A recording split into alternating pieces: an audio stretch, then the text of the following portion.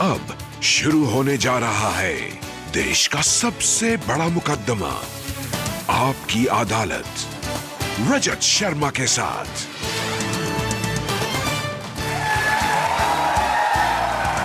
नमस्कार, आपकी अदालत में आपका स्वागत है। आपकी अदालत में आज पेश करेंगे दुनिया के सबसे बड़े फिल्म स्टार को। आपकी अदालत में आज पेश करेंगे आपके सबसे चहेते, सबसे पॉपुलर, सबसे witty, please welcome Shahrukh Khan.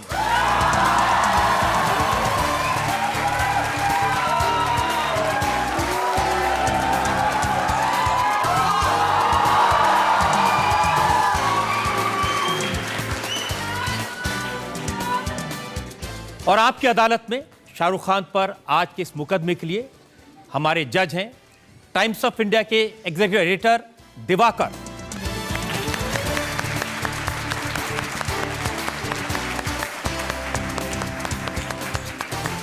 इससे पहले कि आज का मुकदमा शुरू करें, आज के जज दिवाकर की इजाजत चाहेंगे आज की कार्रवाई शुरू करने के लिए। कार्रवाई शुरू की जाए।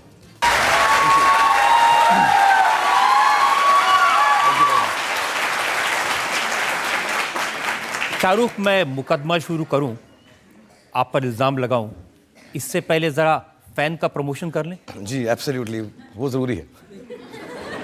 तो इसमें दिल्ली वाला लड़का बने आप फिर से? जी हाँ, एक्चुअली मैं दिल्ली का हूँ। 25 साल से मैं मुंबई में काम कर रहा हूँ और मेरे दिल की एक बहुत चाहत थी कि मैं दिल्ली का लड़का कोई फिल्म में आऊँ या हरियाणवी बन के आऊँ। किसी ने मौका ही नहीं दिया मुझको, तो 25 साल के बाद मुझे ये मौका मिला है कि मैं दिल्ली का लौंडा बन के किसी पिक्चर के अंदर आऊँ। और 50 साल की उम्र में 25 साल का लड़का प्ले करूं, तो मेरे को ये दोनों चीज़ें बड़ी अजीब सी हैं। और मेरा बड़ा शौक था, मुझे लगता था मैं दिल्ली वालों की तरह बात कर सकता हूं, लेकिन इतने दिन गुजर गए जब शुरू की मैंने फिल्म, तो मैं थोड़ा सा दिल्लीपन भूल भी गया था। तो मुझको बहुत सारे लड़कों के साथ, लड़कियों के साथ रहना पड़ा दिल्ली वाले, कि फिर से वैसे लहजे और वैसे स्टाइल में बात कर सकूँ। तो मेरे लिए बहुत खुशी की बात है। तो इस फिल्म में डबल रोल है, जो हमने प्रोमोज में देखा है। शाहरुख खान के फ़ैन हैं, तो जो यंगर वाला शाहरुख है वो प्ले करने में ज़्यादा मुश्किल हुई या शाहरुख प्ले करने में ज़्यादा? एक्चुअली जो यंगर वाला है वो फिज़िकली बड़ा मुश्किल था, क्योंकि मेकअप को 3-4 घंटे लगते थे। फिर उसके बाद मैंने वेट भी बहुत लूज़ किया उसके लिए कि थोड़ा सा लौंडा लगूं। और फिर उसके बाद वो भागम दौड़ बहुत थी उसके अंदर। लेकिन असलियत में, क्योंकि वो जो स्टार का रोल है, किरदार है, वो मेरे जैसा नहीं है। मैं तो दिल से अच्छा हूँ, प्यारा हूँ, स्वीट हूँ। वो थोड़ा सा क्या है, वो थोड़ा सीरियस है, रिस्पॉन्सिबल है, प्रॉपर है, गलतियाँ नहीं करता। मतलब वो आपकी अदालत में उसको आने का मौका ही नहीं है, क्योंकि इतना सही साफ है वो। तो वो करने में मुझे थोड़ी तकलीफ हुई। इतना शरीफ मैं हूँ नहीं, तो मुझे उसमें थोड़ी ज़्यादा प्रॉब्लम हुई। गौरव फिजिकली बहुत मुश्किल था करना। तो कभी ऐसे फैंस आपको मिले जिनमें थोड़ा ऑब्सेशन हो, पागलपन हो? नहीं, मैं सब गलत मत समझिएगा, मेरी नॉर्मली लड़कियां फैंस हैं, तो जितनी ऑब्सेस्ड और पागल है उतना अच्छा है। तो मैं ऐसा, वो सब बोलते हैं ऐसा। अभी मैं आने भी वाला था, तो मेरी टीम ने कहा कि सब लोगों को ये बात से सचेत करना, समझा देना कि ऑब्सेसिव नहीं होना चाहिए, अपना जो है दारोमदार कायम करके रखना चाहिए, किसी से प्यार ज़रूर करना चाहिए। लेकिन मैं यही कहना चाहूँगा कि जितनी भी मेरी लड़कियां फ़ैन हैं, उनको बिल्कुल आपे में नहीं रहना चाहिए, उनको जैसा करना चाहिए।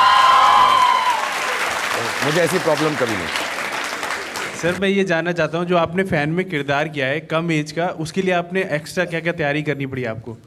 उसमें मेकअप है ग्रेग कैनन करके, जो 4 घंटा लगता था। पूरा मुंह के ऊपर प्रोस्थेटिक लगाना पड़ता है। फिर उसके बाद आंखें थोड़ी सी बड़ी की हैं, बहुत चीज़ें। और फिर VFX ने उसको और स्किन को क्लीन किया है कि मैं यंग लगूँ। मैंने अबाउट 7-8 किलो वेट लूज़ किया कि लड़के जैसी बॉडी हो जाए। और हाइट जो है VFX में कम की गई है। और उसके अलावा दिल्ली का लहजा फिर से मुझे करना पड़ा। वो क्या कर रहा है इधर तू, तो वो सब करना पड़ा मुझको। फिर जो आवाज़ बदली है, उसके लिए मुझे कई बारी अपना गला बांध कर वो करना पड़ता है। उसकी आवाज़ टिपिकल है कि कनेक्शन भी ना कमाल की चीज़ है, किसी से भी हो सकता है, किसी मिलने से, किसी बात करने से। तो वो आवाज़ भी चेंज करनी पड़ी है। तो मगर सचमुच बाकी हेल्प मनीष ने बहुत खूबसूरती से, और शरद ने जिन्होंने पिक्चर लिखी है, उन्होंने वो दिल्ली वालापन रखा है, तो उससे मुझे बहुत मदद मिली है। शाहरुख, उम्मीद है फैन को लोग देखेंगे, बड़ी संख्या में लोग देखेंगे, ये फिल्म सुपरहिट होगी। आपने इतनी मेहनत की है इस फिल्म को बनाने के लिए, मेरी शुभकामनाएं आपके साथ हैं। लेकिन जो इल्ज़ाम है वो कम नहीं होंगे। लेकिन पहले एक बात, मैं एक छोटी सी बात कह दूं। मैं पहली बार आपकी अदालत में मुंबई में आया था जब शो शुरू हुआ था, बहुत फेमस शो था। और आपको अगर मौका लगे और अगर मुझे फांसी ना दे दी गई और आप फिर भी मुझसे प्यार करें शो के बाद, तो वो फिल्म ज़रूर देखिएगा, क्योंकि फ़िल्म की जो शुरुआत है, और मैं ये रजत साहब को इसलिए कहना चाहूँगा क्योंकि हम सालों से एक दूसरे को जानते हैं। इसका ये मतलब नहीं इल्ज़ाम आप कम लगाएं, मैं मक्खन नहीं लगा रहा हूँ।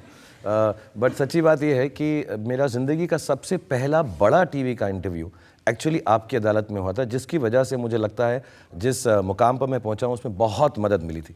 और उस इंटरव्यू की बिगनिंग जो है पूरी, वो फिल्म की बिगनिंग है, जिसके अंदर मैं यहीं पर बैठा हूँ और आप मुझ पे इल्ज़ाम लगा रहे हैं और मैं सारे इल्ज़ाम साफ़ कर रहा हूँ। तो मुझे ऐसा लग रहा है कि 25 साल बाद मैं लौंडा भी बन गया हूँ, 25 साल बाद मेरे ऊपर इल्ज़ाम फिर लग रहे हैं। लेकिन मैं आपको बहुत बहुत धन्यवाद और थैंक यू कहना चाहता हूँ कि आपने मुझे इतना बड़ा स्टार बनाया।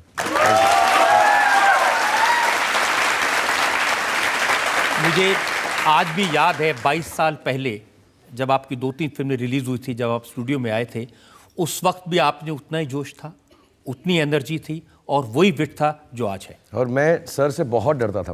मैंने टीवी में देखा हुआ था, सब पॉलिटिशियंस को ऐसे ऐसे कड़े सवाल पूछते थे, स्माइल नहीं करते थे बिल्कुल।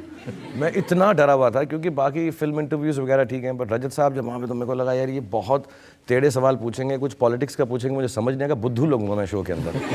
लेकिन मुझे बैक स्टेज जाकर मालूम पड़ा कि ये इतने प्यार से और अच्छाई से करते हैं, सो बहुत बहुत थैंक यू। और मैं इसलिए कह रहा हूँ कि आज भी वैसा ही कीजिएगा। जज साहब, मैं चमचागिरी नहीं कर रहा हूँ, मैं ऐसे समझा रहा हूँ मैं। तो चलिए शुरुआत करते हैं। आपकी अदालत में पहला इल्जाम सुपरस्टार शाहरुख खान पर। आपकी अदालत में सुपरस्टार शाहरुख खान पर इल्जाम है कि ये बहुत शरारती हैं।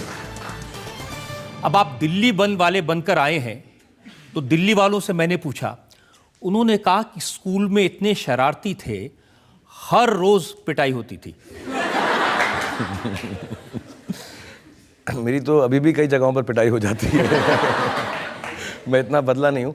हाँ, मैं स्कूल में बहुत नॉटी था, लेकिन मेरी टीचर ने मुझे बोला था कि मेरा ना डेविल्स स्माइल है, कि ऐसा शैतानी स्माइल है कि जब मैं स्माइल कर देता था तो उसके बाद मुझे माफ़ी ज़रूर मिल जाती थी। मुझे ये भी याद है, मैंने स्कूल के अंदर, अभी मैं बता देता हूँ, हमने केमिस्ट्री लैब में कुछ चीज़ें फाड़ दी थी। फिर मैं, जब मेरी टीचर मुझे पकड़ती थी तो मैं रो पड़ता था उनके सामने, और मैं कहता था कि मेरे घर में मेरे माँ बाप मुझे बहुत बुरी तरह से पेश आते हैं और आप ही मेरी माँ जैसी हैं। तो मिस सचदेवा थी, देख रही होंगी प्रोग्राम, और मैं रोता हुआ जाता था, और मुझे एक्टिंग में से आंसू निकालना आता है, तो मैं रोता हुआ जाता था। फिर वो मुझे कहती, कोई बात नहीं बेटा, तुमने होमवर्क नहीं किया, तुम्हारे मार्क्स गंदे आए हैं, मगर तुम फिक्र मत करो, मैं तुम्हारी माँ जैसी हूँ। फिर मैं घूमता था और मैं हंसता था, और वो पीछे समझती थी मैं बहुत तेज़ तेज़ रो रहा हूँ, और मैं फिर अपने वो डेस्क खोल के सिर लगा के नीचे सो जाता था उसके अंदर, और कहते, तुम बेटा कोई बात नहीं, तुम्हारे मम्मी डैडी ऐसे हैं। तो मैंने अपने माँ बाप का नाम तक खराब कर दिया था वहाँ पर कि मेरे को मारना पीटे। मैं बहुत नॉटी था। दीवार पर बैठ जाते थे पैर लटका के, और जो लड़कियां गुजरती थी उनको फ्लाइंग किस देते थे।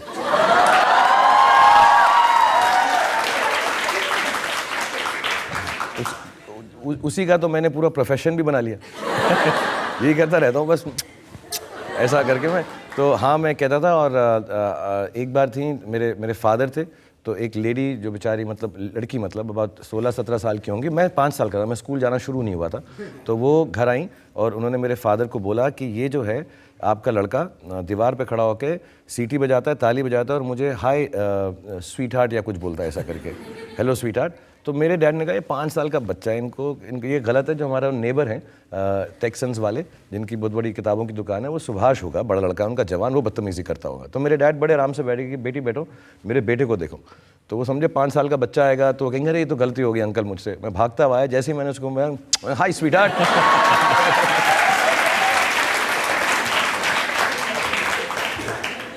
ये सवाल मैं, ये इल्ज़ाम मैं अपने सर पे लेता हूँ और प्राइड से लेता हूँ, मेरे से गलती है। लेकिन 25 साल मुंबई में बिताने के बाद उतने ही शरारती हैं? हाँ, लड़कियों को किस करके मैं मामले में तो हूँ, मैं उतना ही शरारती हूँ। और कभी कभार, अब मेरे बच्चे बड़े हो गए हैं तो वो मुझे बोलते हैं कि पापा you can't be like this, अब आपकी उम्र हो गई है, आप बड़े हो चुके हो, आपको ऐसा नॉटी बिहेव नहीं करना चाहिए। तो मैं कहता हूँ तुम्हारी उम्र हो गई होगी, तुम्हारे बाप की नहीं हुई है। तो मैं अभी भी वैसा ही हूँ, मैं अभी भी नॉटी हूँ। और क्योंकि मैं कुछ ज़्यादा हार्मफुल नहीं हूँ, मैं किसी को तंग करने या बदतमीज़ी के हिसाब से नहीं करता हूँ। कभी कभार हो जाती है और कभी कभार गलती होती है तो मैं माफ़ी मांग लेता हूँ, बट मैं अभी भी उतना ही नॉटी हूँ। और अब उस वक्त भी खुमार था एक्टर बनने का। आपके दोस्तों ने बताया कि जब बाल कटाने जाते थे तो कहते थे अमिताभ बच्चन कट दे दो या धर्मेंद्र कट। हाँ, गोल मार्केट के अंदर मेरे को हमेशा स्कूल में मैं जाता था, कोलंबस बहुत स्ट्रिक्ट स्कूल था, लंबे होते थे बाल, तो प्रिंसिपल वहीं से असेंबली से भेज देते थे, वो तो आयरिश ब्रदर्स थे सबके सब, तो बहुत डांटते थे। तो वो गोल मार्केट में जाते थे, सुबह सुबह होता था वो ऐसे ना, उसकी आँख के अंदर वो अभी उसकी नींद के वो निकले भी नहीं होते, वो सुबह सुबह धर्मेंद्र हेयर कट कि अमिताभ बच्चन हेयर कट। तो हर हफ्ते जाता था मैं, तो एक बार धर्म जी का लेता था, एक बार अमित जी का हेयर कट लेता था, और हमेशा मेरे वहीं बाल कटते थे और बहुत ख़राब बाल काटते थे वो लोग, बहुत ही ख़राब बाल काटते थे। तो एक्टिंग का भूत बचपन से था या जवान होते होते आया? नहीं, मैं एक्चुअली स्पोर्ट्समैन बनना चाहता था। मेरा बहुत दिल था कि मैं अपने देश को किसी तरह से रिप्रेजेंट करूं, हॉकी के अंदर या क्रिकेट के अंदर, फुटबॉल के अंदर। मेरा बहुत शौक था कि मैं इंडियन टीम के लिए खेलूं। तो मैं ज़िंदगी भर और मैं फील्ड हॉकी में अच्छा था, इन गेम से मुझे लगता था मैं उसमें अच्छा था, और मेरा बहुत था कि मैं इंडियन हॉकी टीम के अंदर प्लेयर बन जाऊँ। और फिर मुझे बहुत तेज़ चोट लग गई, तो मेरी पीठ में बहुत तकलीफ़ हो गई, तो मेरे को फिर हॉकी खेली नहीं जाती थी, कोई झुक के ऐसे, तो मुझे छोड़नी पड़ी सारी स्पोर्ट्स। और उस वक्त मेरे को कुछ और करने को नहीं था शाम को, तो मेरे फादर मदर ने कहा यार तुम प्ले चल रहा है लेडी श्री राम कॉलेज में, उसमें 80 लड़कियां थी, 10 लड़कों का रोल था। तो उन्होंने कहा, इसलिए नहीं गया मैं क्योंकि वहाँ पे लड़कियाँ थी, क्योंकि और कुछ करने को नहीं था शाम को, तो मैं बैरी जॉन वहाँ पे टीच कर रहे थे। तो मैं उस थिएटर में जाके, क्योंकि मैं बड़ा दुखी था कि मेरा स्पोर्टिंग करियर ख़त्म हो गया, तो मैंने शुरुआत की, तो फिर ऐसे करते करते टेलीविज़न आ गया, फिर टीवी की जब शुरुआत हुई तो उसमें एक रोल मिल गया फौजी में, फिर ऐसे करते करते फिल्में मिल गई। और मैं जेन्युइनली मैंने कभी सोचा नहीं था कि मैं फिल्मों का एक्टर बनूंगा। मैं जब मुंबई भी गया तो मेरे दोस्त हैं यहाँ पे थिएटर के, बैरी जॉन, और सब उन्होंने कहा कितने दिन के लिए? मैं 1 साल के लिए जा रहा हूँ यार, उसके बाद निकाल देंगे मुझसे, मेरे मम्मी डैडी की डेथ हो गई है, थोड़ा सा दुख है, जाके आ जाऊँगा वहाँ से। अभी भी 25 साल हो गए, पूछते हैं कब आ रहा है तो, यार वापस ही नहीं आया तू अभी। तो आधे लोग मुझे वहाँ से भेजना चाहते हैं, आधे लोग मुझे यहाँ पे वेट कर रहे हैं कि कब वापस आऊँगा मैं, बट मुझे ऐसा भूत नहीं था कि फिल्मों में किसी जाऊँगा। टीचर ने समझाया था आपको कि मुंबई मत जाना, एक्टर बनने की कोशिश मत करना?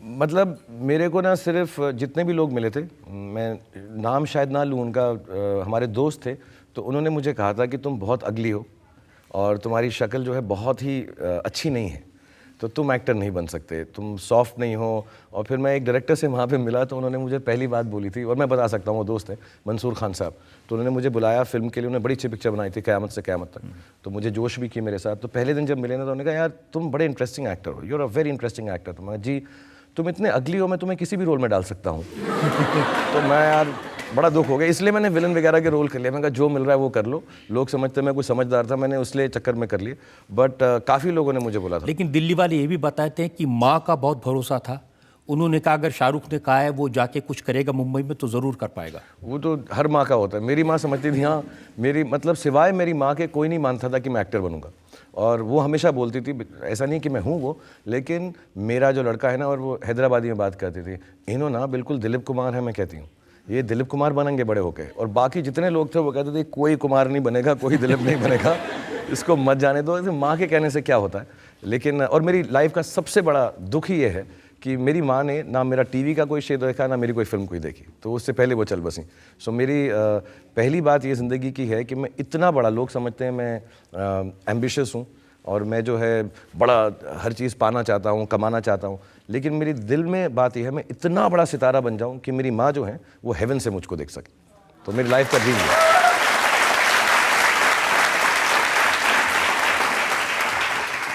दिल्ली वाले ये भी बताते हैं कि नेशनल स्कूल ऑफ ड्रामा में आपकी ग्रूमिंग हुई, वहाँ बड़े बड़े एक्टर्स की गोद में बैठ के आपने सीखा। हाँ, मेरे फादर जो थे, हम बहुत लोअर मिडिल क्लास लोग थे, तो वो एक छोटा सा वहाँ मेस था, कैंटीन चलाते थे।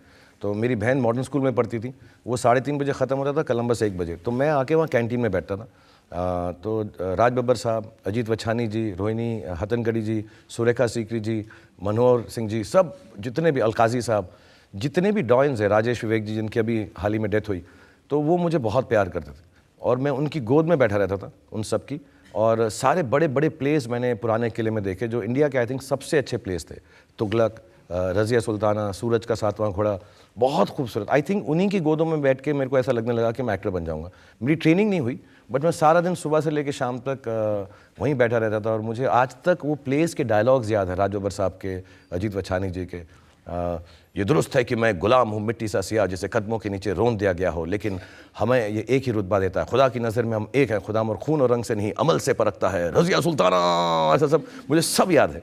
और मैं 8-9 साल का था और सारा दिन बैठ के मैंने एक्टर्स को देखता रहता था। तो जेन्युइनली कहीं ना कहीं पर मैं ऐसा राज बब्बर साहब को बब्बर शेर अंकल बोलता था। तो मेरा उनके साथ कोई पॉलिटिकल ऐसा नहीं है, मेरी दोस्ती उनकी बचपन से है, गोद में घूमता था मैं उनकी। एंड वो हमेशा मुझे बोलते थे कि यार जब यूँ तुम्हारी अपब्रिंगिंग हुई है ना कहीं वो जज्ब आ गया एनएसडी में जो लोग थे। और इतने बड़े बड़े एक्टर्स हैं, आप लोग कई यंग हैं, बट ये शायद हमारे देश के सबसे ग्रेटेस्ट एक्टर्स में से हैं। फिल्मों में शायद नहीं है लेकिन थिएटर में है, तो मुझको वो बहुत ही लकी चांस मिला। तो इनमें से वो कौन था जिसने ये शरारतें करना सिखाया? ये राज बब्बर साहब। मैं बता सकता हूँ, अभी वो मुझे बहुत डांटेंगे, मैं बताता हूँ। तब हम उस प्ले में किसिंग सीन था, वो बड़ा रियल लाइफ प्लेस हुआ करते थे। तो आई थिंक रोहिणी जी के साथ उनका किसिंग सीन था। तो मैंने एक दिन उनसे बोला, अंकल अंकल आप सच में किस करते हो इनको? तो कहते बेटा जाके आंटी से पूछ लो, वो बताएंगी तुमको। तो उन्होंने मुझे काफ़ी ये नहीं कह रहा कि उन्होंने मुझे बदमाशी सिखाई, लेकिन बहुत प्यार किया मुझको राज बब्बर साहब। सुभाष घई ने मुझे एक दिन बताया कि शाहरुख खान जब मुझे मिलने आते हैं तो मैं अपने को प्रिपेयर करता हूं कि आज मैं इनसे बेवकूफ़ नहीं बनूंगा। लेकिन जब वो जाते हैं तो पता चलता है कि बेवकूफ़ बना के चले गए। सुभाष जी और मेरी ये गेम है कि सुभाष जी मुझको जैसे ही मैं उनसे जब भी मिलता हूँ तो मुझे बोलते हैं यार मैं चाहता हूँ बताओ आज वेदर बहुत अच्छा है, तो तुम उसकी तारीफ़ करो कि आज वेदर बहुत अच्छा है। तो मैं बताता हूँ कि आज सुहाना मौसम है, समा है सुहाना सुहाना, नशे में जहाँ है। कहता अच्छा अब ये बताओ कि वेदर बहुत ख़राब है, क्योंकि तुम किसी को भी किसी की बात में भी कन्विंस कर सकते हो। तो हमारा वो गेम सुभाष जी और मेरा हमेशा चलता रहता है। इसका ये मतलब नहीं कि मैं दोगला हूँ या झूठा हूँ, मैं अच्छा एक्टर हूँ। मैं दोनों चीज़ों के, मैं दोनों रूप जानता हूँ सच्चाई के, और दोनों रूप पेश कर सकता हूँ। और आज भी मैंने सुना कि ये शरारत मन में आते कोई बहुत ज़्यादा बोल रहा है, चाहे वो टीवी पर ही ज़्यादा बकबक कर रहा है, तो आप सोचते हो इसको जाकर चूटी काट लूँ?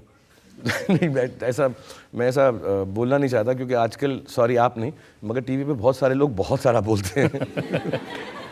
मतलब चींटी काटने ही नहीं, ऐसा कान वान काटने को भी दिल करता है उनका कि यार सुबह सुबह लगाओ ऐसा न्यूज़, इतने लोग बात कर रहे होते हैं। मैं अभी कहीं प्रोग्राम में बता रहा था कि यार इतना आवाज़ होती है, ऐसा लगता है रैप म्यूज़िक चल रहा है, और कौन क्या बोल रहा है, क्यों बोल रहा है, किस लिए बोल रहा है और किससे बोल रहा है समझ नहीं आता। तो मेरी आपसे दरख्वास्त है, आप इतने सीनियर जर्नलिस्ट हैं, इतने बड़े जर्नलिस्ट हैं, आप लोग कहीं ना कहीं ज़रूर मिलते होंगे, एक बार सबसे बोलें कि यार एक एक करके बात करो, एक एक करके, सब साथ में बोले तो तब जब वो हमारी बात सुनने को तैयार हो। एक्चुअली हाँ, ये बात भी है।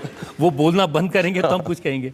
मतलब लोग सवाल ही पूछते हैं, जवाब सुनते नहीं है। सभी बोल रहे ये क्यों क्या, ये क्यों क्या, ये क्यों क्या, ये क्यों क्या, ये क्यों क्या। एक्चुअली आजकल इंटरव्यू देना बहुत आसान है, चुपचाप से बैठे रहो, जो इंटरव्यू कर रहा है वही बोलता रहेगा और वही घर चला जाएगा बोल बोल के। लेकिन आपकी अदालत में आपको ऐसा मौका नहीं मिलेगा। नहीं नहीं, बिल्कुल नहीं, आपको नहीं, बिल्कुल नहीं, सफाई देनी पड़ेगी। बहुत सारे इल्जाम मेरे पास में हैं। शौक क्या क्या हैं आपके?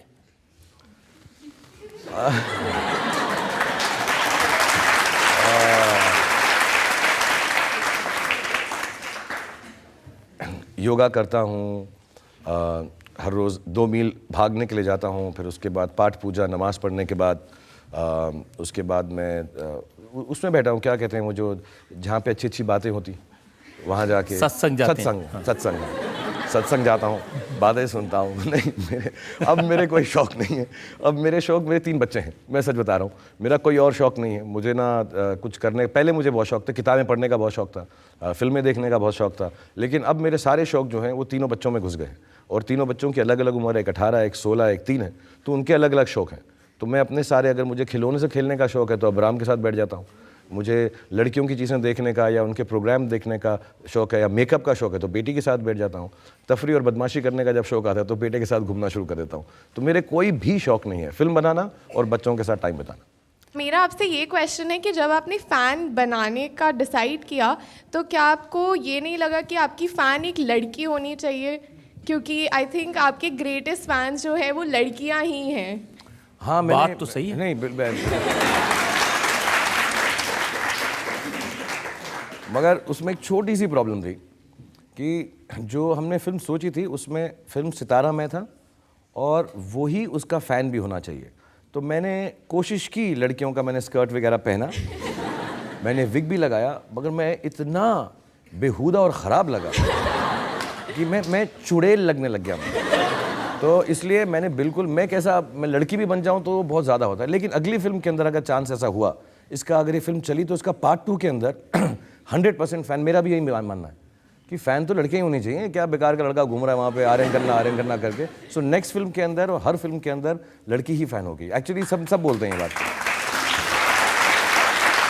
लेकिन कुछ फैन ऐसे भी होते हैं जो आपके घर में घुस आते हैं रात में। बहुत सारे ऐसे फ़ैन हैं। एक मैं आपको बताऊंगा कि सर, जैसा आप मानेंगे नहीं, मैं शॉक हो गया था उनसे। वो हमारा इंटरव्यू था या बर्थडे था, तो काफ़ी सारे जर्नलिस्ट आए थे, सब बैठे हुए थे, तो उनके साथ वो कहीं सुमड़ी में घुस गए, मुंबई में सुमड़ी बोलते हैं, ऐसे चुपचाप से घुस गए और फिर उन्होंने कपड़े उतारे, मर्द थे, कपड़े उतारे और फिर हमारे स्विमिंग पूल में डुबकी लगाई, नहाए, पूरा एक लेंथ किया उन्होंने, फिर वापस गए, एक तौलिया भी लेकर आए थे, सब साफ वाफ किया, कपड़े पहने, तो तब सिक्योरिटी ने उनको रोक लिया कि आप क्या कर रहे हो यहाँ पे। कुछ भी नहीं कर रहा हूँ, कुछ भी नहीं कर रहा हूँ, बस मैं नहाने आया था उस पानी के अंदर जिसमें शाहरुख खान नहाता है। हाँ, तो मैं नहा लिया हूँ और अब मैं जा रहा हूँ। तो थोड़ा सा उनको भी मजाकिया लगा, लेकिन सीरियसली पकड़ा हुआ भी था सिक्योरिटी ने। फिर ऐसा फ़ोन आया ऊपर कि सर वो हैं, तो मैं कहा मैं मिलने आता हूँ यार, ये तो बड़ा अजीब सा फ़ैन है। कहना मिलना नहीं है मुझे, ज़्यादा फ्री मत हो मेरे साथ।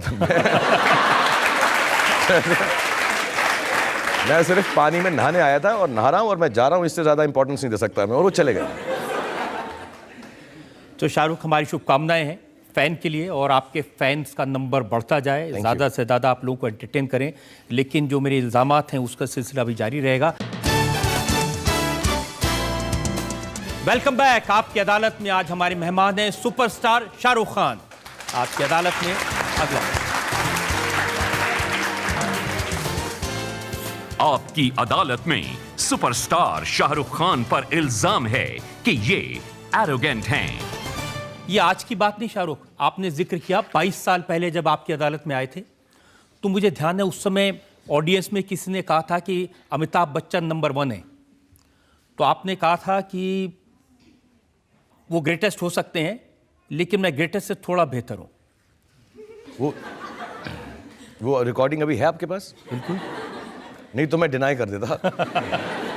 मैं बचपना था, बेवकूफ़, बचपन में तो ऐसे सब बातें करते ही है ना, तो बच्चा समझ के माफ़ कर दीजिएगा जज साहब, ऐसे नहीं कहा था मैंने। लेकिन मेरे को इस बात का बहुत और मैं सबको बोलूँगा कि अपने ऊपर भरोसा रखना, और उस जवानी उम्र के अंदर तो ऐसा थोड़ा सा ओवर कॉन्फिडेंस भी होता ही है और आदमी गलती करता है, लेकिन बहुत ज़रूरी है कि अपने ऊपर कॉन्फिडेंस करना।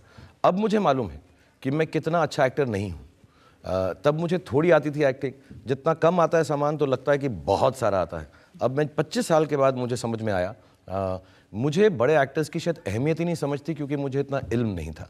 तो मैंने अगर वो कहा भी तो शायद मैंने लैक ऑफ एजुकेशन की वजह से कहा। आपने ये भी कहा कि जब मैं किसी डायरेक्टर के साथ काम करता हूँ तो मैं अपनी शर्तों पर काम करता हूँ, मैं उनसे कह देता हूँ ये खटिया सरकाए लो, मुझसे नहीं होगा। वो तो ठीक है ना, मतलब मेरा मतलब ये है कि खटिया सरकाने की क्या जरूरत है, साथ में ही लेट जाते हैं खटिया पे। नहीं, मुझसे बहुत सारे काम हैं, मैं बहुत प्यार से काम करता हूँ। अभी भी मेरी कंडीशंस हैं, मैं जो भी डायरेक्टर्स हैं उनको ये बोलता हूँ यार मुझे प्यार से पेश आना, मुझे डांटना नहीं, वक्त पर मत बुलाना और एकदम बच्चे की तरह ट्रीट करना। तो वो एरोगेंस नहीं है, वो मेरा लड़कपन है। और 50 साल की उम्र में भी मैं बड़ा लड़कू हूँ, मतलब लड़कपन वाला हूँ। अभी भी आप मानते हैं कि अगर सबसे बड़ा है तो वो शाहरुख खान है? अब तो दुनिया मानती है। अब मैं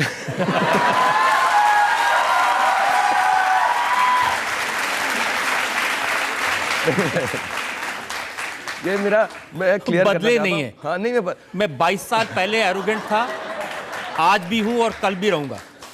तो ये ऐसा नहीं है, ये मेरा सेंस ऑफ ह्यूमर है, मैं सचमुच नहीं कह रहा हूँ। अब मगर जो सच है वो सच है।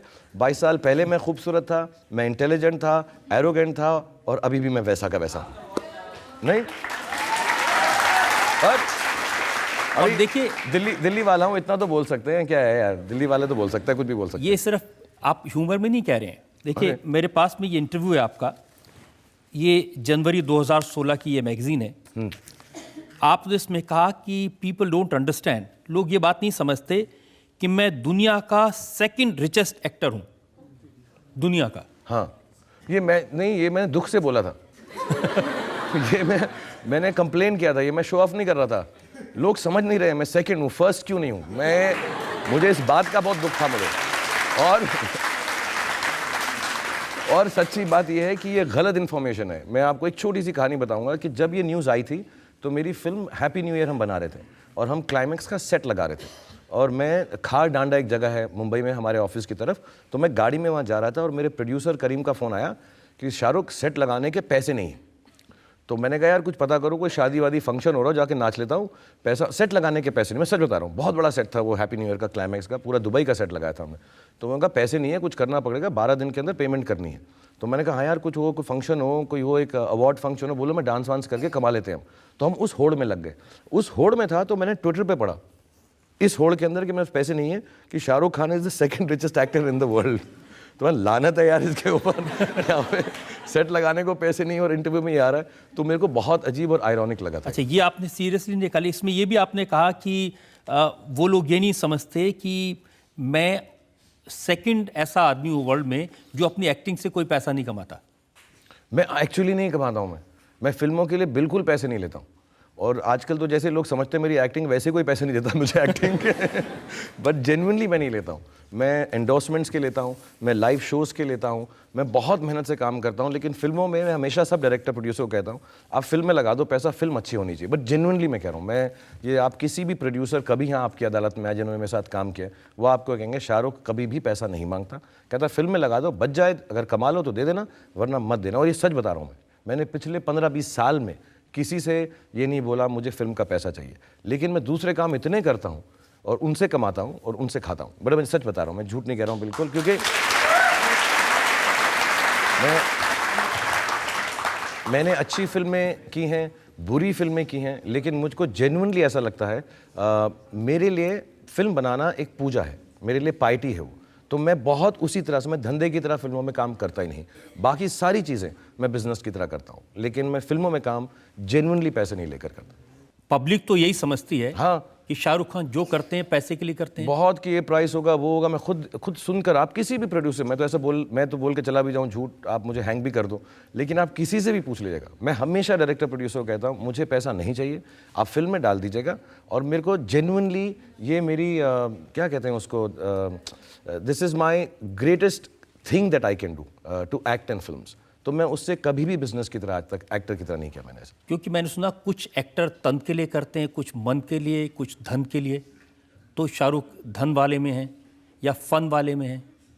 मैं तो यार तन मन धन, फिल्मों के लिए गाना है मेरा, तन मन धन सब है तेरा। ये मैं किसी लड़की के लिए नहीं गा रहा हूँ, फिल्मों के लिए। बिन तेरे क्या है मेरा, सचमुच रात दिन तेरे गुन गाता रहूं, ये मैं फिल्मों के लिए करता हूँ। मैं तन से, मन से, धन से, अगर मैं ऐसे ही करता रहा तो मैं एक दिन फ़कीर बन जाऊँगा।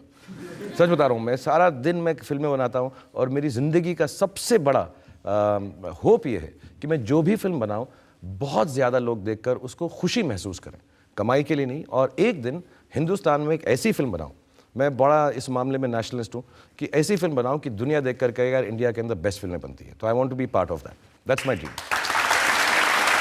लेकिन अगर आप फिल्मों से पैसे नहीं कमाते तो फिर कहाँ से कमाते हैं? नाचता गाता रहता हूँ, मैं जाता हूँ पार्टीज़ में डांस करता हूँ और प्राइड से करता हूँ, शोज़ में करता हूँ। और माशाल्लाह वहाँ बनी बहुत अच्छी मार्केट है मेरी, लाइव शोज़ में बहुत मार्केट चल रही है मेरी आजकल, बहुत मस्त एकदम चल रहा है। मैं एंडोर्समेंट्स करता हूँ इतनी, आई थिंक मैं 20-21 एंडोर्समेंट्स करता हूँ। और मैं बहुत डंके की चोट से ये बोलता हूँ और सब जवान लोगों को मैं ये सच बताऊँगा कि पैसा कमाने में, अच्छा घर खरीदने में, अच्छी गाड़ी होने में, अपने बीवी बच्चों का ध्यान रखने में कोई भी बुरी बात नहीं है। लोग आपको बोलें कि मटेरियल चीज़ मत करो, आप जो हैं मतलब हिमालय चले जाओ और पैसे में कुछ नहीं है, बट है आप अच्छे पहले बच्चों को पढ़ाई दें, उनको अच्छा घर दें और उसके बाद जो भी करना है, जो दिल जो लगता है, ऐसा मुझे फिल्मों में लगता है, उसको दिल खोल कर बनाएं। तो मैं जेन्युइनली, भगवान ने मुझे बहुत दिया है, मैं अच्छा कमाता हूँ और इन चीज़ों से कमाता हूँ और एकदम खुल के और खुशी से कमाता हूँ। आप वाइफ और बच्चों की बात कर रहे हैं, मुझे ध्यान है वो जो 22 साल पहले आपकी अदालत में आए थे, तो मैंने आपसे पूछा था कि जब आप सेट पर होते हैं तो हर 5 मिनट में अपनी वाइफ को, गौरी को फ़ोन करते हैं, तो अभी भी करते हैं या नहीं? अब तो अब मेरी आदत इतनी बुरी हो गई, हर 5 मिनट वो फ़ोन करके पूछती हैं कहाँ हूँ मैं वो तो आपको भी आता होगा मुझे ही नहीं सिर्फ तो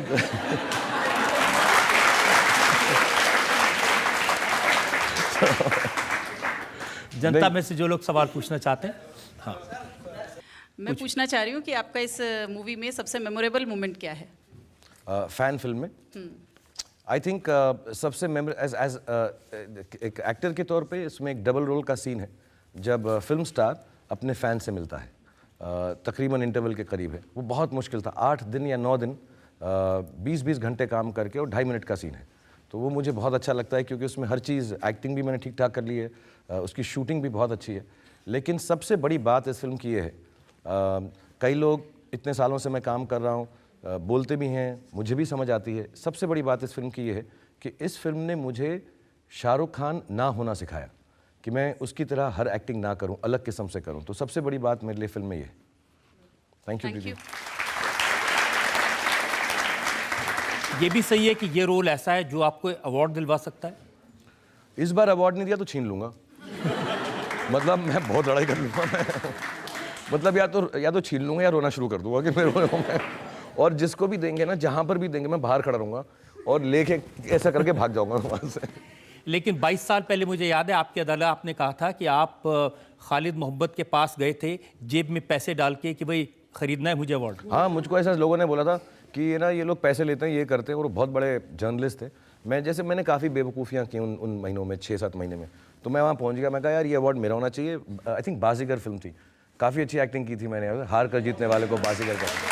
और मैं बेवकूफ़ों की तरह वहाँ पहुँच गया। मैं कहा मैंने सुना यार तुम लोग जो है पैसे लेके अवार्ड देते हो, तो मेरे पास ही 250-300 रुपया ही है, तुम यही ले लो, बाकी हम किस्तों में करते रहेंगे। तो मुझे याद है वो ऐसे बेचारा शर्मा गए थे, बड़े शरीफ से आदमी थे वो, कि Shahrukh no that's not true, ऐसा नहीं होता, ये नहीं। और मुझे पब्लिकली बोल रहा था मैं, और फिर मैंने स्टेज पर भी जाकर बोला और मैंने माफ़ी भी मांगी थी कि मैंने ऐसी हमाकत की थी, गलती की थी, और ऐसा नहीं है। क्योंकि अब मुझे मिल गया तो मुझे लगा ऐसे लोग ना समझे मैंने पैसा दिया हुआ है, तो मैं क्लियर कर दूँ यार। Sir my question is, sir आपने कहा था कि जो आपकी सक्सेस है उसमें आपकी मदर का काफ़ी क्रेडिट आप उनको देते, क्योंकि आपकी मम्मी, आपने कहा था कि आपकी मम्मी ने भगवान का कान पकड़ रखा है और बोल रखा है कि आपको सक्सेसफुल बनाना है। सर आफ्टर 25 ईयर्स सर आप सर बहुत सक्सेसफुल हैं, you are the richest actor in the world, you have everything sir. Second sir मेरे लिए फर्स्ट हो सर, आप फर्स्ट हो सर। तो आप जब अभी भी प्रोजेक्ट्स या लेते हैं, कुछ काम करते हैं, आपको अभी भी लगता है no I still have to achieve something is left?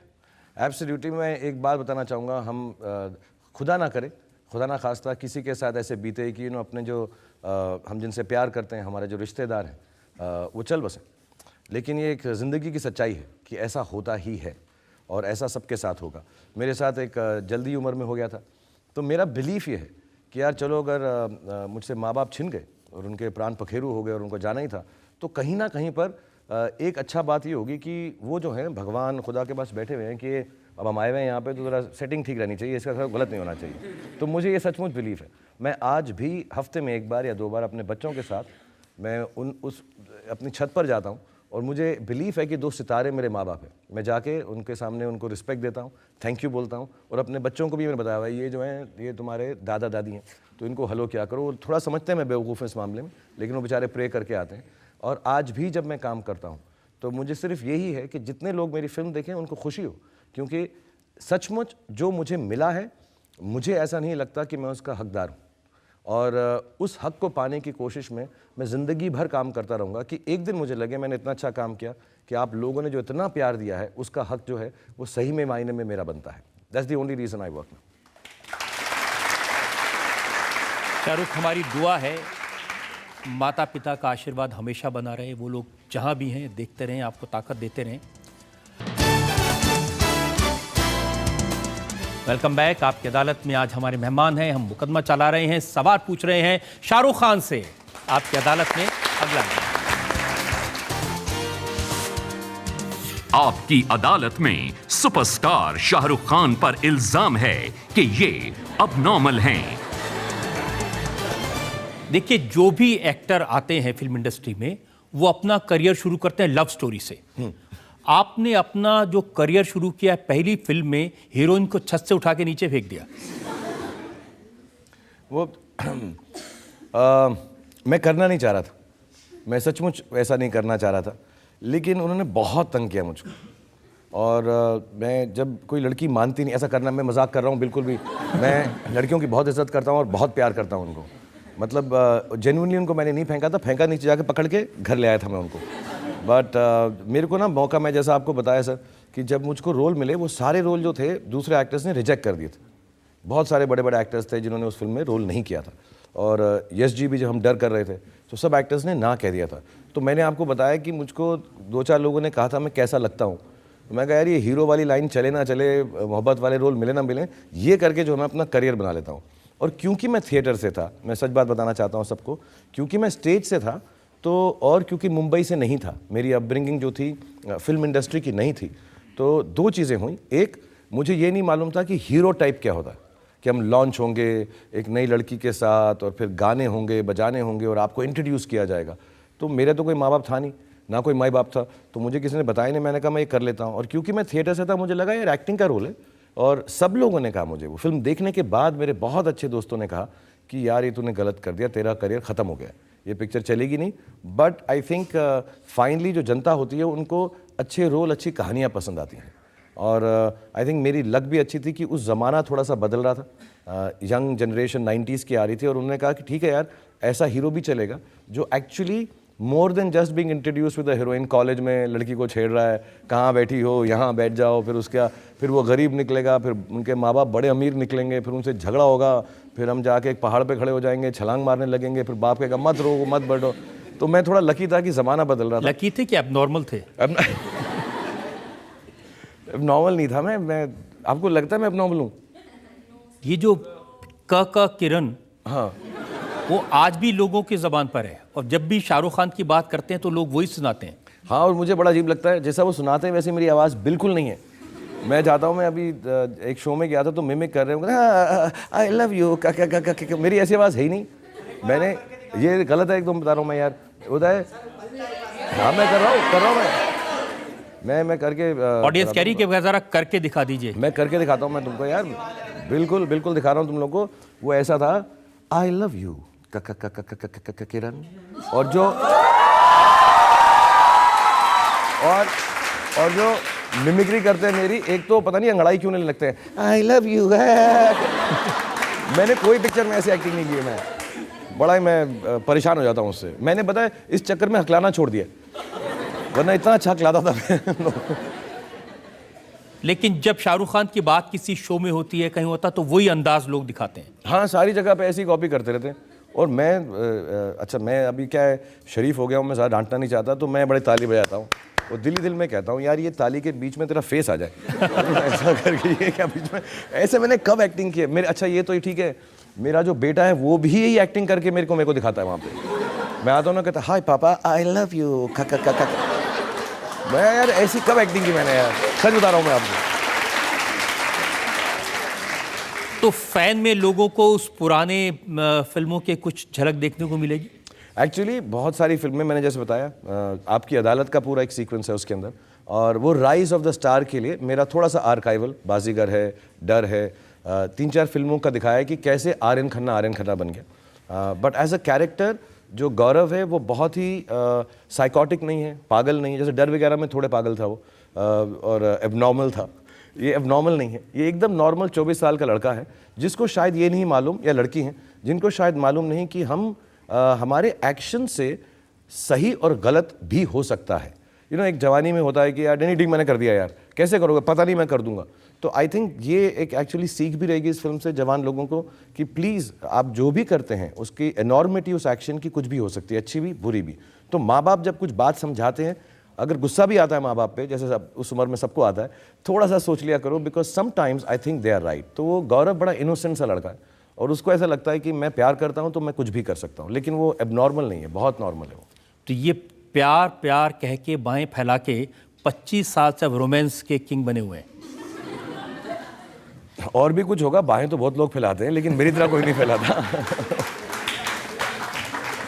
But हाँ, मेरी ये पिक्चर भी रोमांटिक है, और मैं बिल्कुल रोमांटिक हीरो नहीं बनना चाह रहा था, मेरा बिल्कुल शौक नहीं था। मैं लड़कियों से बहुत शर्माता हूँ।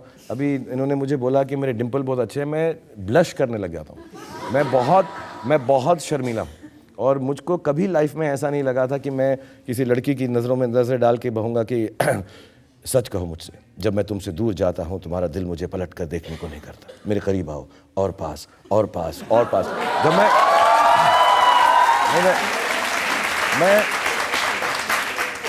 मैं सच बता रहा हूँ, जब मैं जिन हीरोइंस के साथ भी काम करता हूँ, ऐसा बोल के ना मैं उन्हीं के कंधे पे सिर रख के शर्मा जाता हूँ, ये डायलॉग बोल के। मैं सच, आप पूछ लीजिएगा, मैं ऐसे माधुरी के साथ और पास और पास और पास, जब सीन जरा खत्म हो गया तो मैं तो यार I'm really sorry यार, सॉरी। हाँ, मैं ऐसे ही कह रहा था, मेरे को, मैं ऐसा नहीं, तो मेरे को तो रोमांस करना आता नहीं है, वो यश जी वगैरह ने मुझे फोर्स करके करवा दिया। ये जो यश जी की आखिरी फिल्म थी, उसमें कटरीना के साथ जो किस किया था वो रोमांस नहीं था? फोर्स किया, लोग मुझे फोर्स करते हैं, जबरदस्ती कह के जो है लड़कियों के गले लगाते हैं। मैं तो कहता नहीं चाहिए, मुझे नहीं चाहिए।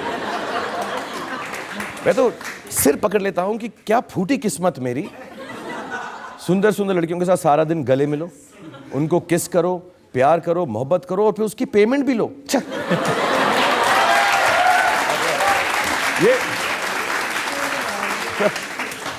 ये भी कोई जिंदगी है? आप खुद सोचिए, आपके साथ अगर कभी ऐसा हो तो आपको कितना दुख होगा। पब्लिक में से जो लोग सवाल पूछना चाहते हैं। I am Priya. Hi Priya, how are you? I am fine, how are you? I am also fine.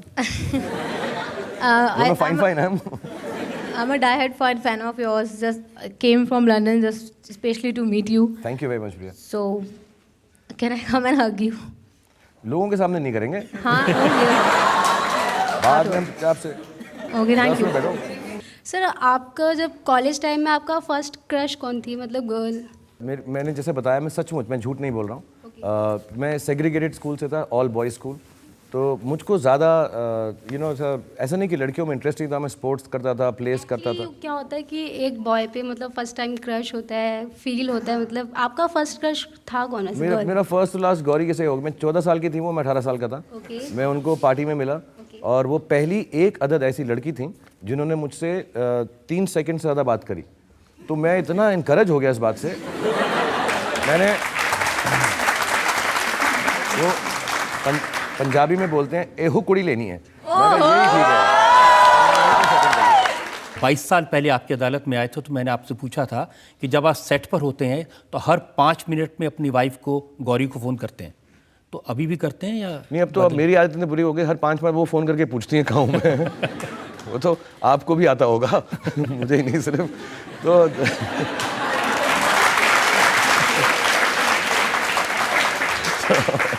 लोग कहते हैं कि आप इस ऊंचाई पर पहुंच गए, आप इतने मुकाम पर पहुंच गए, उसके लिए मैं एक छोटा सा शेर आपके लिए कर रहा हूँ। जी जी। मुझे ऊंचाइयों पर देखकर हैरान हैं बहुत लोग, मुझे ऊंचाइयों पर देखकर हैरान हैं बहुत लोग, लेकिन किसी ने मेरे पैरों के छाले नहीं देखे। वाह वाह। अभी आप यासर आपने यासर आपने ये शेर बोल दिया, मेरे जो डिजाइनर है वो परेशान हो जाएंगे, जूते टाइटेंस के आज बहुत प्रॉब्लम हो जाएगी उनको आज। Thank you Yasir, very nice to see you. अब मुझे शाहरुख भाई एक चीज़ पूछनी है, आपके जितने भी आपने आज तक की आपने फिल्म की हैं, उसमें आपकी सबसे फेवरेट मूवी कौन सी रही? अगली वाली, हमेशा अगली वाली, क्योंकि वो पिछली वाली हो चुकी होती है। लेकिन सच कहूँ, इसलिए नहीं क्योंकि फ़ैन रिलीज़ हो रही है, लेकिन मुझे लगता है बहुत नई चीज़ है उसमें, बहुत नई तकनीक है, और मनीष शर्मा जिन्होंने बनाई है उन्होंने मुझे बहुत नए रूप में पेश किया है। और अभी मेरे बच्चों ने फिल्म देखी परसों, और उन्होंने मुझे गले लगा के बोला कि वे वेरी प्राउड ऑफ यू पापा। सो किसी बाप के लिए अगर उसके बच्चे ये बोल दे कुछ काम देखकर, तो इट बिकम्स वेरी स्पेशल। सो मेरे लिए ये फिल्म बहुत स्पेशल है।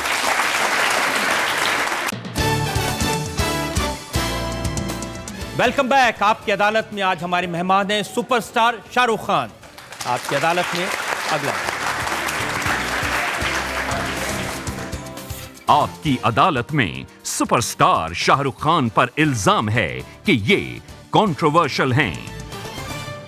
शाहरुख, 19 फरवरी 2007 को आपने कहा कि इस मुल्क में हमें कभी इस बात का एहसास तक नहीं होने दिया कि इस मुल्क में हिंदू मेजॉरिटी है।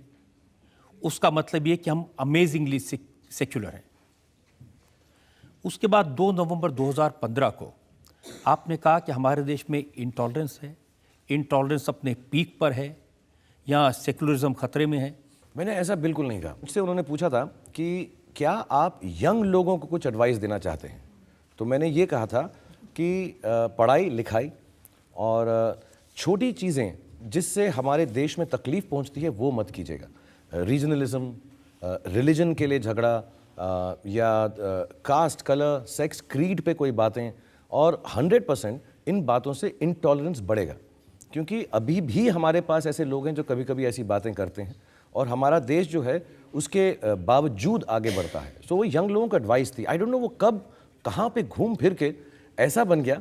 आई थिंक वो टिकर पे चल रहा था, मैं कल भी था, मैंने उनसे भी बोला कि यार ऐसा कैसा हो गया ये, क्योंकि मेरे दिमाग में एंड जैसा मैंने 2007 में बोला कि इतना खूबसूरत देश है हमारा, जहाँ पे हम सब लोग एकदम मिल बांट कर प्यार मोहब्बत से रहते हैं। इस देश के अंदर ऑनेस्टी, सेक्युलरिज्म, गुडनेस इतनी है, and in spite of lot of issues sometimes we are still able to be. आप कह रहे हैं कि 2007 से अभी कुछ बदला नहीं? मैं तो जब से, मेरे फादर जो थे हमारे देश के सबसे यंगेस्ट फ्रीडम फाइटर्स में से एक हैं, तो इस देश के लिए हमने मेरे फादर वगैरह ने झगड़ा किया है, उसके लिए स्टैंड अप किया है। So how can I think this country has not been fair to any of us. और मेरे जैसे इंसान को जिसको सब कुछ मिला इस देश से, तो मैं तो लास्ट हो सकता हूं कंप्लेन करने वाला। यही लोग शिकायत करते हैं। जब आपका ये बयान आया तो लोगों ने कहा कि शाहरुख खान कैसे कह सकते हैं कि इस देश में इंटॉलरेंस है, इतना प्यार, उल्टा उस इंटरव्यू, आई डोंट नो उस इंटरव्यू में दिखाया भी नहीं। मैंने तो कहा था मेरा तो घर ही पूरा इंडिया है एक्चुअली।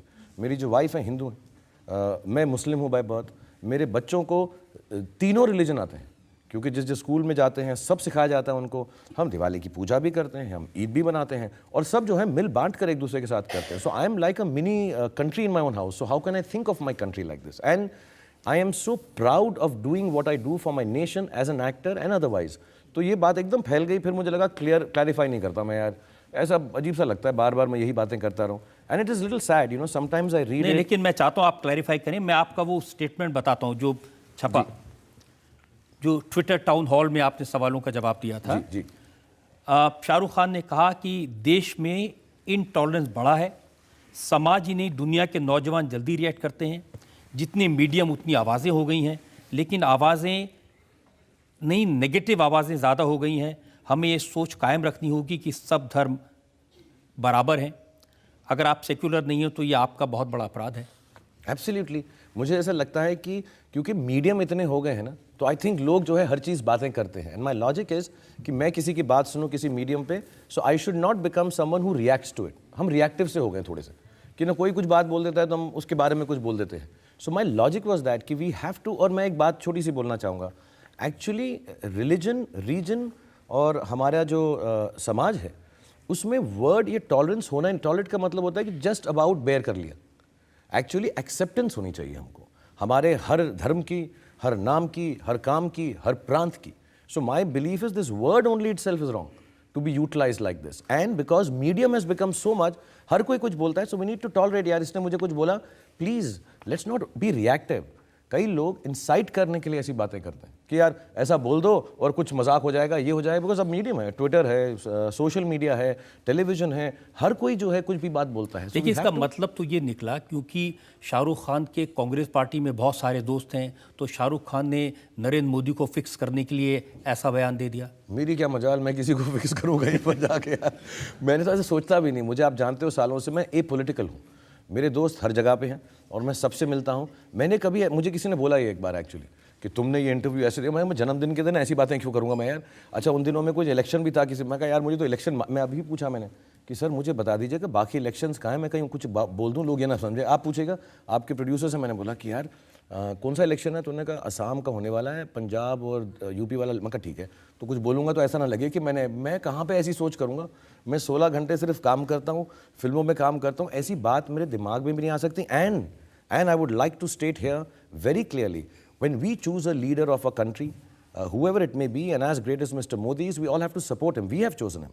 हमारे देश ने उनको एक बहुमत के साथ चूज किया है। So we have to support our leaders and take the country forward, not be negative. और हो सकता है पॉलिटिक्स में लोग ऐसी बातें करते हों, लेकिन हम पॉलिटिशियन नहीं हैं, हम एंटरटेनर हैं। हम in a certain way, I am also someone who children should look up to maybe and think they would like to be as successful as I am. भगवान ने मुझे ओहदा दिया है। So I think I will never have a talk like this which will, जो हमारे देश के हित में ना हो।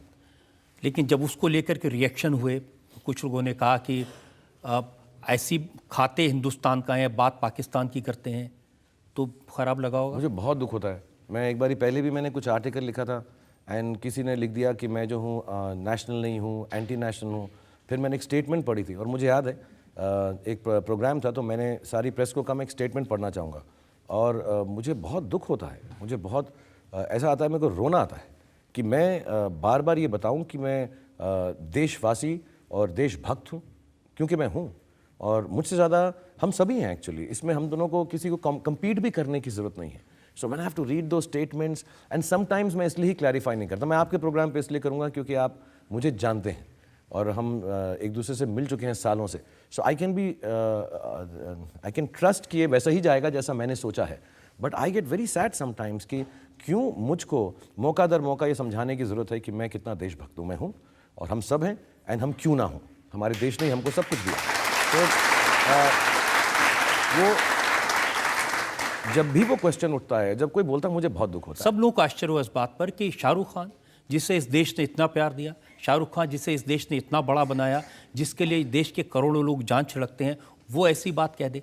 हाँ, and I feel really sad because the meaning of this is, मैं अभी भी यही कहूँगा, सब यंग लोगों को यही कहूँगा कि please be tolerant, be happy, work hard, take this nation forward. जो छोटी बातें हैं वो हमारे देश के हित को ख़राब नहीं करनी चाहिए। We should just move forward with positivity, and we live in the greatest country in the world, and that is true. मैं अभी बहुत लोग अमेरिका से आए थे तो मुझे बता रहे थे कि हमारा देश कितना इस वक्त उन्नति पे और तरक्की पर है, और हर जगह हमारा इमेज कितना अच्छा है। We are one of the safest, most beautiful nations in the world, and हमको ये छोटे मोटे तकियानूसी घटिया बातों में नहीं पड़ना चाहिए। I will say that again and again, and that actually is any person in this country should say this, क्योंकि आई थिंक देशभक्त वही है जो देश के बारे में अच्छी बात बोले। लेकिन जो लोग, मैं आपको जानता हूं इसलिए मैं आपकी बात का यकीन करूंगा, इसको अप्रिशिएट करूंगा, और मुझे अच्छा लगा कि आपने इसको क्लैरिफाई किया। लेकिन कुछ लोग ये कहेंगे कि जब फिल्म रिलीज़ होने वाली होती है तब इस तरह की बातें कर देते हैं, वरना अंदर से तो वही है। वही लोग कह रहे थे, क्योंकि जो पिछला इंटरव्यू था वो भी फिल्म की रिलीज़ पे था, तो मैंने गलत बात भी तभी की है। मैं बात ही तब करता हूँ जब फिल्म रिलीज़ पे होती है, वरना तो चुपचाप बैठा रहता हूँ। अगर मैं इंटरव्यूज़ के लिए तभी आता हूँ जब मेरी फिल्म रिलीज़ पे होती है, और तभी ये बातों की चर्चा होती है। तो वो गलत बात भी मेरे घर में घुस के उन्होंने चुपचाप से नहीं निकाली थी, वो भी फिल्म रिलीज़ हो रही थी, बात कर रहे थे, जन्मदिन का दिन था। So it's not that at all. और सी आई थिंक इतना ओछा या छोटा तो मैं नहीं हो सकता। मैं इस देश में रह के कि यार फिल्म के लिए मैं कुछ ऐसा बोल दूँ, ये कर दूँ, उतना तो मुझ में अपना खुद का टैलेंट और मेहनत है कि फिल्म की बात अलग है, और मैं अपने देशभक्ति के दावे इसलिए करूं कि मेरी पिक्चर चल जाए। बट पिक्चर की बात है या नहीं है, ये आखिरी बार बोलता हूं मैं, इसके बाद नहीं बोलूंगा कि अब कुछ भी पंगा हो जाए। मुझसे बड़ा देशभक्त इस देश में कोई नहीं है। और मैं अभी अगली बार मुझसे कोई पूछेगा तो जैसे मैं अवार्ड छीनने वाला हूं लोगों से, वैसे मैं कपड़े बड़े छीन लूँगा लोगों के। अगली बार मुझे किसी ने बोला तो मैं बहुत प्यार से कह रहा हूँ, मतलब our country, our motherland, Bharat Mata, we all love it. Why should we have a talk like this? And I am very glad you asked me, because दूसरे प्लेटफॉर्म से मैं जाता हूँ तो मुझे थोड़ा डर लगता है इसको क्लैरिफाई करने का। सो बहुत बहुत धन्यवाद आपका कि मैं सबको समझा सकूं, और इस बात को मैं और फिर उसके बाद भी लोग बोलते रहेंगे फिल्म में इसलिए बोल रहा है, ये कर रहा है। आपको जो समझना है समझे, उसकी क्लैरिफिकेशन नहीं है। But I am the most proud Indian in the world, क्योंकि मुझसे ज़्यादा आई थिंक इस देश ने किसी और को नहीं दिया है। और मैं बहुत धन्यवाद हूँ कि मेरी फैमिली इसकी वजह से जीती है, खुश है, और मैं चाहूँगा कि मेरे बच्चे भी इस बात को अप्रिशिएट करें, और मैं ही नहीं, पीढ़ी दर पीढ़ी हम अप्रिशिएट करें। My father fought for the freedom of this nation. I hope I can work for the greatness of nation, and so does my rest of my family. Shahrukh, हमने आपसे हर तरह के सवाल पूछे, आपकी नई फिल्म के बारे में, करियर के बारे में, और ख़ास तौर पर जो सवाल उठे देशभक्ति के बारे में, इंटॉलरेंस के बयान के बारे में, आपने सबका बड़ी बेबाकी से जवाब दिया।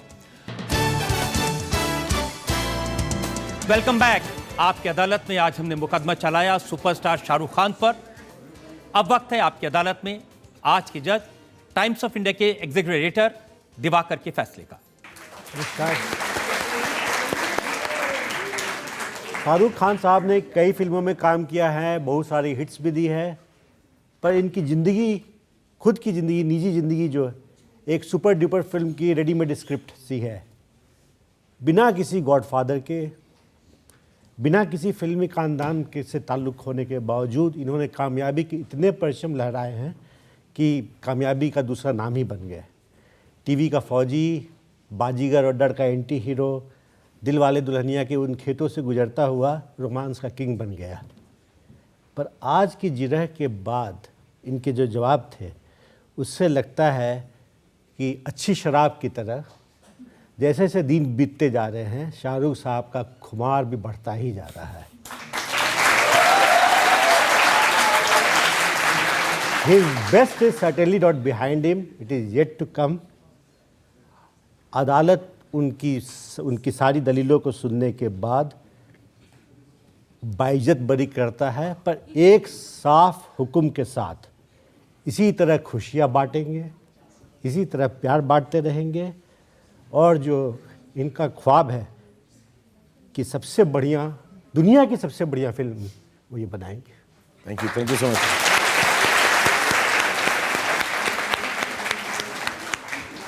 इस उम्मीद के साथ, इस यकीन के साथ कि शाहरुख खान इसी तरह से लोग को एंटरटेन करते रहेंगे, लोगों के दिल जीतते रहेंगे और पूरी दुनिया में हिंदुस्तान का नाम करते रहेंगे। आज का मुकदमा यहीं ख़त्म करते हैं। अगले हफ्ते आपसे मुलाकात होगी एक नई शख्सियत के साथ। तब तक के लिए नमस्कार।